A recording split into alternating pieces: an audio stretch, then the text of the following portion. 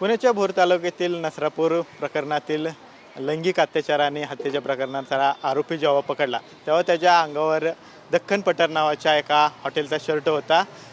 या संदर्भात बोलण्यासाठी आपल्यासोबत या खरं तर दख्खन पठार हॉटेलचे मालक गणेश कदम आहेत। आपण त्यांच्याकडून जाणून घेऊयात की नक्की तो इकडे कामाला होता का नव्हता। जेव्हा या सर्व प्रकरणातला आरोपी जेव्हा पकडण्यात गेला तेव्हा त्याच्या अंगावर दख्खन पठार असा लिहिलेला शर्ट होता। तो तुमच्याकडे आरोपी कामाला होता? आपल्याकडं तो गेल्या टायमाला रोडने चालला होता। त्याने विचारलं की मला कामाला ठेवता का, आणि केस भरपूर वाढली होती, दाढी भरपूर वाढली होती। मग मी 150 रुपये दिले त्याला, केस दाढी करून कापड ओढणे यायला सांगितलं। तेव्हा तो दारू पिऊन आला की तो झोपला। मग कपडे फाटलेले होते म्हणून मी त्याला आपल्या हॉटेलचा शर्ट दिला। झोपला कुठं होता? इथं पार्किंगच्या बाहेर। किती दिवसापूर्वीचं प्रकरण आहे? हे 7-8 दिवस झाले, रिसेंटच प्रकरण? रिसेंटली। तुम्ही त्याला कुठल्याही प्रकारचं काम वगैरे काही दिलं नाही? कामाला नाही, काम विचारायला आलता ते आपल्याकडं।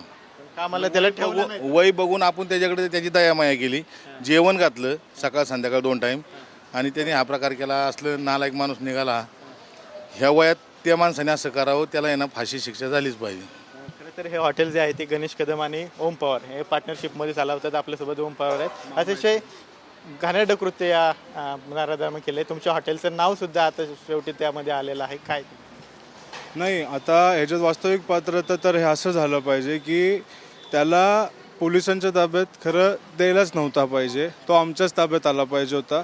आणि त्या माणसाचं जर उद्या काही बरं वाईट झालं किंवा मला जर करायचं झालं तर मी पुढे मागे कुठलाही विचार नाही करणार, कारण की ज्या लहान लेकरावरती त्यांनी ते केलं कृत्य, जे काही कृत्य झालं आत्तापर्यंत, जे सगळं झालं, ज्या परिवारावरती आज जे काही परिस्थिती आहे हे बघता मी त्या परिवारासाठी सहकुशीने त्याचं हत्या म्हणा काही म्हणा हे बी करण्यासाठी एनी टाईम तयार आहे।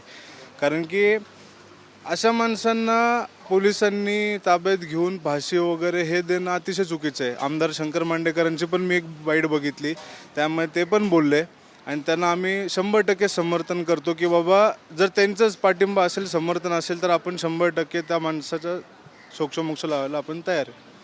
तर आपण पाहतोय की जरी या आरोपीच्या अंगावर आमच्या हॉटेलचा शर्ट असला तरी तो आरोपी आमच्याकडे कुठल्याही प्रकारे कामाला नव्हता, आमच्याकडे काम मागायला आलेला होता। त्याची अवस्था बिकट होती, त्यासाठी आम्ही त्याला कपडे दिले, त्याची अवस्था बघून आम्ही त्याला कपडे दिले, अशी प्रतिक्रिया या मालकाने दिलेली पाहायला मिळते। त्याचबरोबर त्याला मारण्यासाठी सुद्धा आम्ही मागे पुढे बघणार नाही, अशी प्रतिक्रिया सुद्धा या हॉटेल चालकांनी दिलेली आपल्याला पाहायला मिळते। कॅमेरा पर्सन अभिजित पिसे सह विनय जगताप, TV9 मराठी, भोर, पुणे।